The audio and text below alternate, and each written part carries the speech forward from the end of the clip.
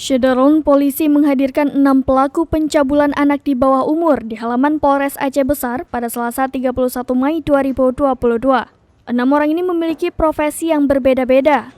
Tersangka pertama yakni NK, warga Indrapuri Aceh Besar, yang melakukan pelecehan terhadap seorang perempuan disabilitas.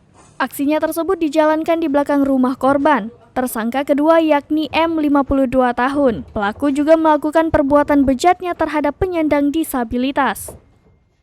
Tersangka ketiga, BJ, 58 tahun, yang merupakan supir minibus L300, warga Lembah Selawah dengan korban anak tirinya yang berumur 11 tahun. Selanjutnya tersangka keempat, Mus, 48 tahun, pekerjaan buruh harian lepas warga Kecamatan Kutacotgli, Aceh Besar. Dia melakukan perbuatan bejatnya terhadap anak yang baru berusia 7 tahun yang merupakan tetangganya.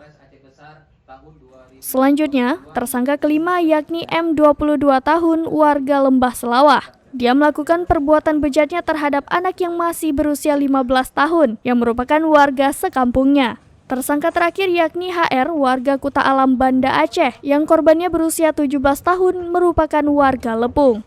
Tersangka merayu korban dan berjanji akan bertanggung jawab, namun setelah korban hamil 7 bulan tersangka melarikan diri. Dari Janto, Henry, Serambi On TV.